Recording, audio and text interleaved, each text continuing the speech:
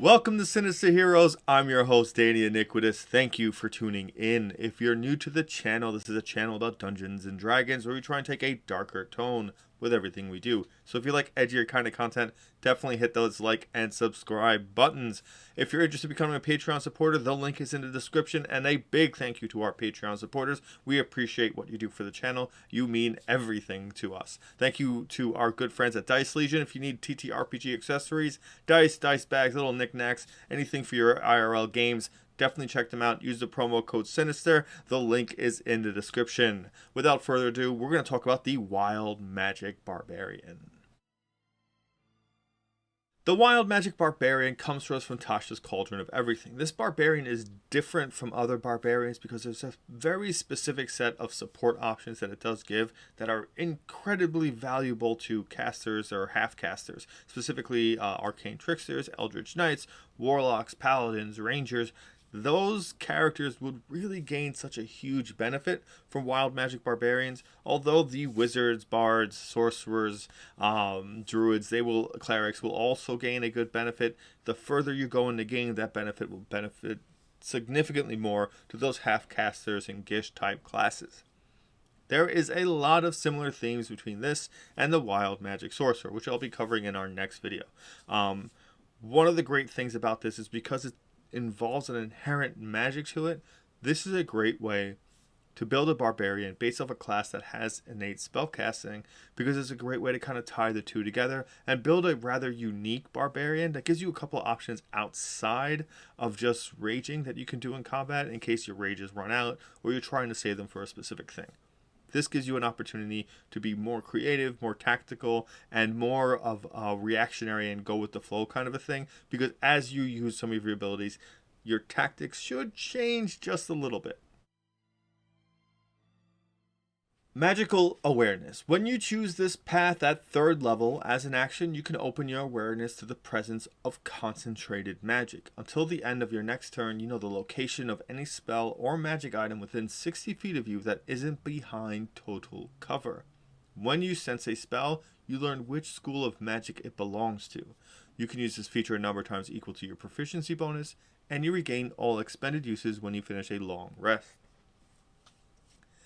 This is a little bit more of an adventuring kind of ability, which is rare. You really don't get a lot of those with the Barbarian. As you spend more and more time learning about magic, specifically using like wizards or anyone that has a restriction that requires them to use a specific school of magic, that's when the reveal of what school of magic is really going to impact you. If you hear something has abjuration magic, you probably figure it's something a little bit more defensive and protective. If you see something that has evocation, that's going to be your damage spells. So understanding those concepts is really what helps you kind of gain a better use of this ability. It's not going to be something you use constantly, but when you do, or when you see a magic item, or before you identify something, or if you think something might be cursed, this is a great way to do that without going through the entire time necessary to cast a ritual or use a spell slot to actually identify or do something. Very quick, easy way, especially if you're on the run and you need to find an item in a room or something like that. This is a great way to do that. Wild Surge. Also at 3rd level, the magical energy rolling inside you sometimes erupts from you. When you enter your rage, roll on the wild magic table to determine the magical effect produced. If the effect requires a saving throw, the DC equals to 8 plus your proficiency bonus plus your constitution modifier. 1. Each creature of your choice that you can see within 30 feet of you must succeed on a constitution saving throw or take 1d12 necrotic damage. You also gain temporary hit points equal to 1d12 plus your barbarian level. 2. You teleport up to 30 feet to an unoccupied space you can see. Until your range ends, you can use this effect again on each of your turns as a bonus action. 3. An intangible spirit, which looks like a flump or a pixie, your choice, appears within 5 feet of one creature of your choice that you can see within 30 feet. At the end of the current turn, the spirit explodes, and each creature within 5 feet of it must succeed on a dexterity saving throw or take 1d6 force damage. Until your rage ends, you can use this effect again, summoning another spirit on each of your turns as a bonus action. 4. Magic infuses one weapon of your choice that you are holding. Until your rage ends, the weapon's damage type changes to force, and it gains the light and thrown properties, with a normal range of 20 feet and a long range of 60 feet. If the weapon leaves your hand, the weapon appears in your hand at the end of the current turn. 5. Whenever a creature hits you with an attack roll before your rage ends, that creature takes 1d6 force damage as magic lashes out in retribution. 6. Until your rage ends, you are surrounded by multicolor protective lights. You gain a +1 bonus to AC, and while within 10 feet of you, your allies gain the same bonus. 7. Flowers and vines temporarily grow around you. Until your rage ends, the ground within 15 feet of you is difficult terrain for your enemies. 8. A bolt of light shoots from your chest. Another creature of your choice that you can see within 30 feet must succeed on a Constitution saving throw or take 1d6 radiant damage and be blinded until the start of your next turn. Until your rage ends, you can use this effect again on each of your turns as a bonus action. So there's a lot to unpack here, so we'll try and do this pretty quickly. First and foremost, the first one, which gives you that kind of explosion of necrotic damage, the most important thing about this isn't that it's dealing 1d12 on a possible fail of a Constitution saving throw, because I know that Constitution saving throw is scaring a lot of people right off the bat. The great thing is that you always gain 1d12 plus your barbarian level and temporary HP. That's the real big thing, because at 3rd level that can give you anywhere between 4 and 15 temporary HP, which is a big bonus at that level. Later on, it's not as big of a deal, but we'll discuss kind of some of the ways to better place this circumstance. 2, teleport. You're a barbarian. Sometimes it's very, very hard to get to where you need to, and if you don't take damage and you don't deal damage, you will lose your rage. This helps to minimize that gap, gives you a very big area to run to, and also sometimes you will need to jump chasms, or maybe you're trapped behind like a prison wall or something. This can get you out of there. Plus, there's no telling why you would need teleport. Teleport's viable in a lot of scenarios, one of the more useful abilities to have, and you can use it each turn while you're raging as a bonus action. 3, the intangible spirit. This is a little AoE, so it's creatures within 5 feet of it, so that gives you a little bit of a square to work with. It's a dex saving throw, so this will be more common than not. It is 1d6 force damage, so you really kind of, to make the most of it, you got to hit at least 2 creatures with it. That's where this is really going to shine. If you take it in consideration of using Polearm Master, that extra attack that you can use with the back end of it, that 1d4, it does add your strength and your rage, so you really kind of need to hit 3 people to compensate to equal that damage.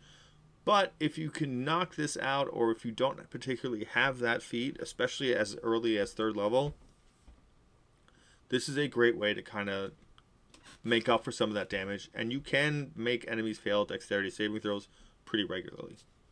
4, the magic infusing weapon. This works kind of hand in hand with your teleport.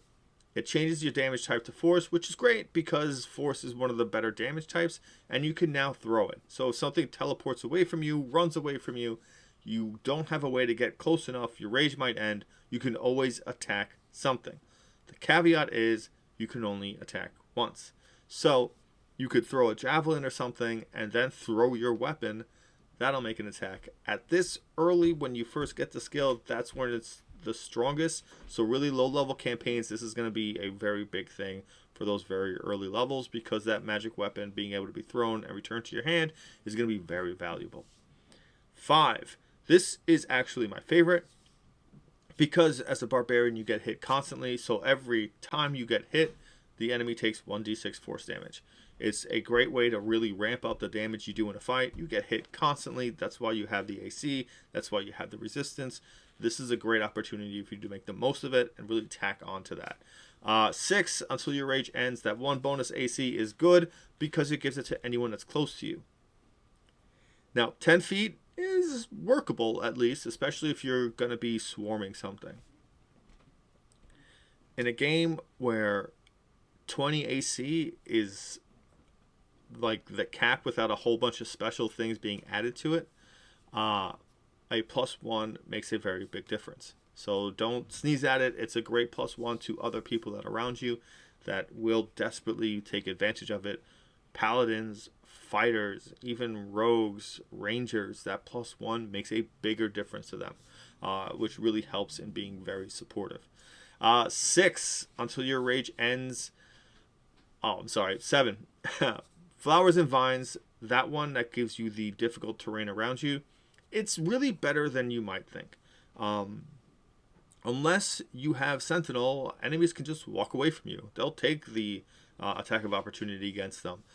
This 15 feet of difficult terrain chews up that distance for their move speed when they're walking up to you and when they're trying to run away from you. So that's a good way to keep people still close to you and away from other party members, which is very important. And again, more of a tactical, supportive kind of an option.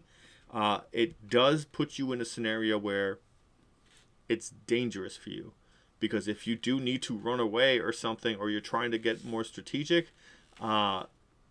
the enemies you'll leave behind will then regain their movement speed. So you kind of got to be really careful about that.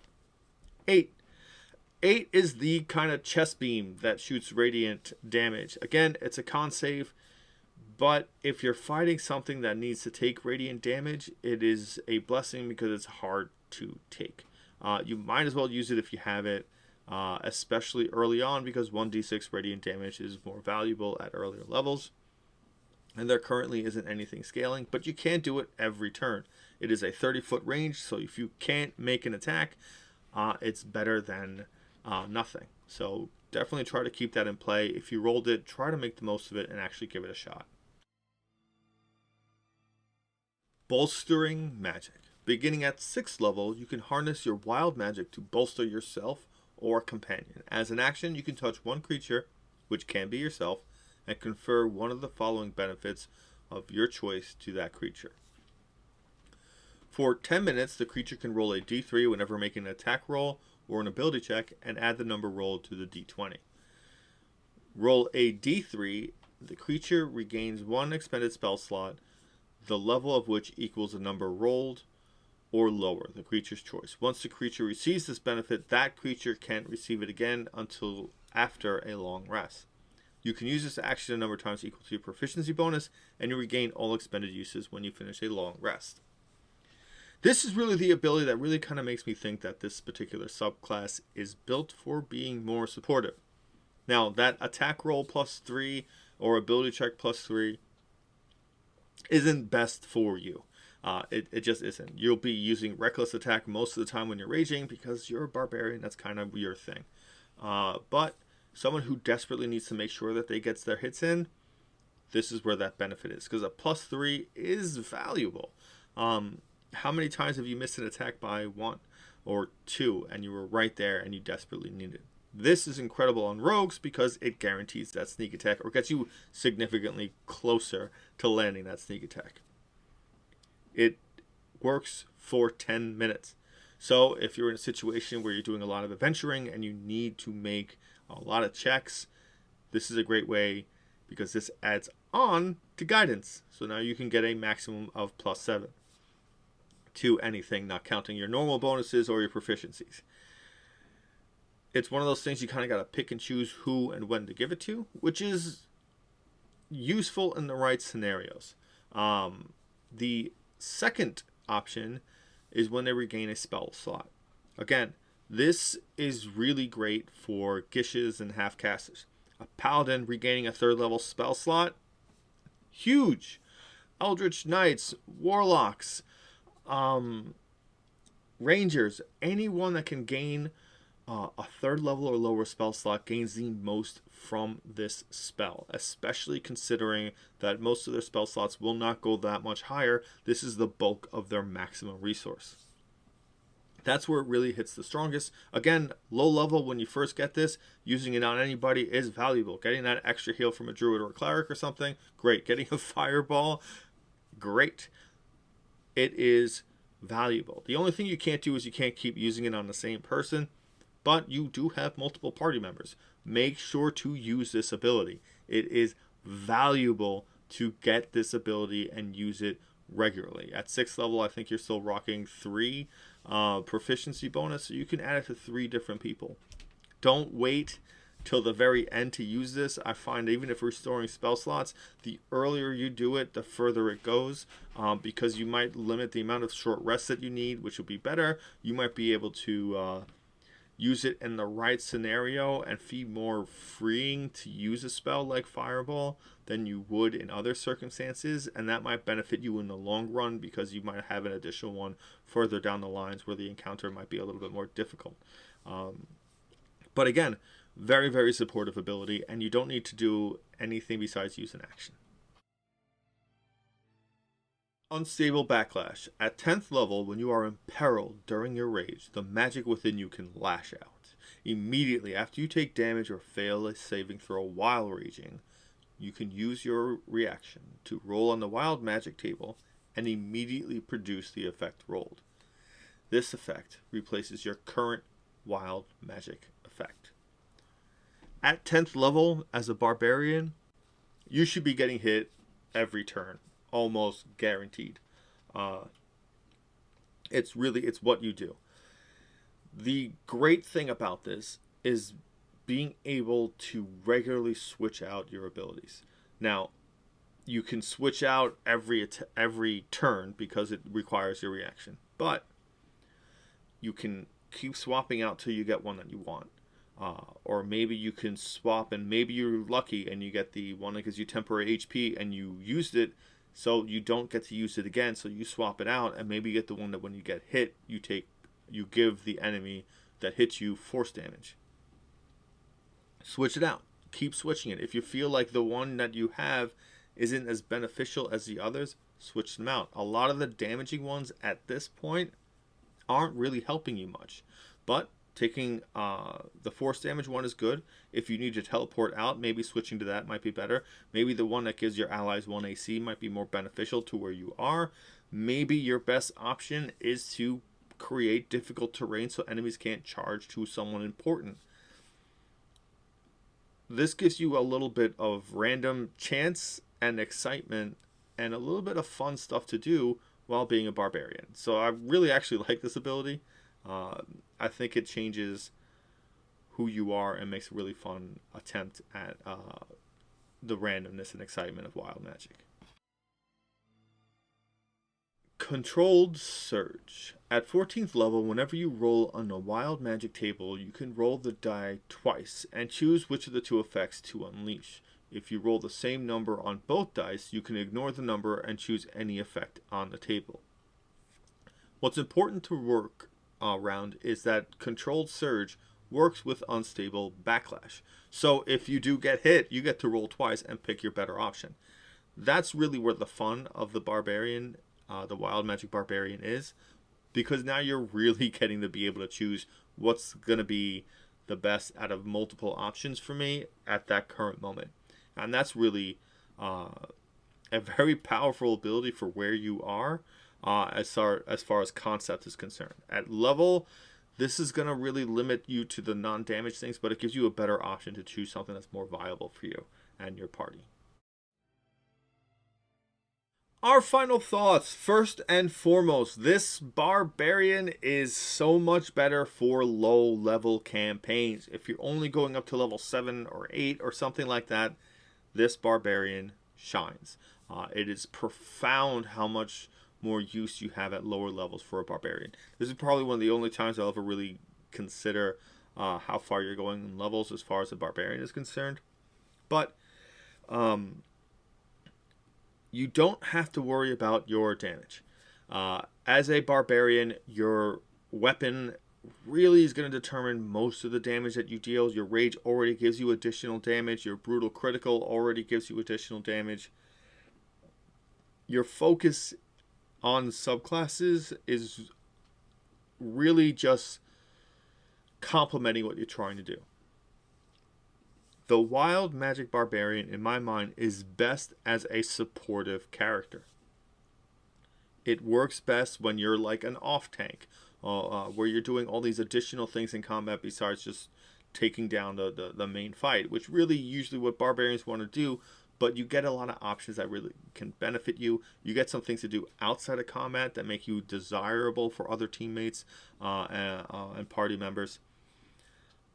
I do like the idea of where the wild magic goes for building a character, because you can be like something like a simic hybrid where you were made and you were infused with magic and you were just, you know, like your brain wasn't wired correctly, so you're so prone to aggressive actions and you can't turn it down. And when you leash that rage, your magic surges. Maybe you're a magical entity. This is a cool theory for a tiefling that ends up going the path of the barbarian. I would reflavor the flowers and some of the other abilities, but it does give you a cool concept because you have innate magic. It is part of your blood. It's part of what defines you. And now it's being exposed randomly and wildly and uncontrollable. And so your magic is limited because you only trust yourself to learn so much because you've seen what happens when your anger gets overwhelming. It's cool. You can work it into a lot of different angles. Anyone, again, and I've said it earlier, anyone with innate spellcasting is going to have this awesome kind of fit with this. Everyone except for the yuan-ti, because obviously the yuan-ti don't have emotions, so throwing rage into the mix of that is a little strange of a concept, but, you know, you're more than welcome to do whatever you like. And I'm pretty sure there will be some at some point, especially considering how great yuan-ti magical resistance would be on a barbarian. The difficult thing about this subclass, and what makes it very, very challenging, is the fact that its damaging abilities very quickly lose their luster. But you do have a significant amount of other non-damaging abilities that do better benefit you. And a lot of the times when you look at subclasses and they don't see a lot of damage like up front or a lot of healing up front, a lot of people just immediately just throw it away and be like, no, this is just wasted time and effort. But it's really not that. You are a benefit to your party. You are always a benefit to your party with the Wild Magic Barbarian. Your barbarian class as it is dependent on a few things. Your weapon, which getting a magical weapon will compensate for most of the things. Your access to potions, because potions are the best thing a barbarian could have, because you down a potion that gives you haste and you don't have any of the side effects and you go insane, fly, whatever potions you have that do magical effects. That's where the barbarian should be spending all of its money. You don't really wear armor, so you don't really need any of that. So really your focus is getting in there and being crazy.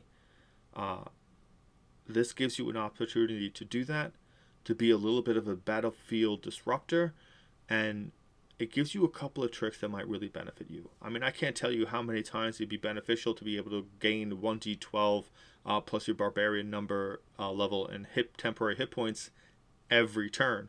That would be really great, because that would eat up a lot of damage before your actual HP goes. There's a lot of cool things like that kind of built into it. And all the things that benefit you further in the game are going to be the non-damaging wild magic surges. But that being said, the barbarian is more in depth when you get things that have unique abilities like the wild magic barbarian. The support options it gets is very, very cool. It gives you something that no other class can really do, which is restoring spell slots to other people. And it gives you this cool opportunity to be really random in combat. Unfortunately, it's at higher levels, which realistically, I don't think I would personally play a barbarian at that level that was wild magic, because I'd prefer to probably keep it to a little bit closer to a lower level campaign. But when most campaigns go up to level 12, you're pretty good for most of it. That being said, it's time for us to bring this video to a close. I know this was a long one. There's just a lot to cover. If you're interested in becoming a Patreon supporter, the link is in the description. Thank you so much for all of your support, all of our Patreon supporters. We love you. It's awesome what you guys do for us. If you haven't hit that subscribe button, definitely do. It helps the channel so much. Definitely tell us about your wild magic barbarians. You want to hear all about it, any of the great experiences you have, any of the things that you thought maybe were better than what I might have portrayed. I love to hear stuff like that. I love to hear when there's a strength in the class that I might have missed. It's very exciting for me to see that, and I get that all from communicating with you. So please comment to us about your wild magic barbarians. If you need dice, any ttrpg accessories, check out our good friends at Dice Legion. Their link is in the description. Use the promo code Sinister, get 10% off all of your purchases, and you can keep using that code if you ever need more stuff. With all that being said and done, thank you for giving a spooky kid a chance.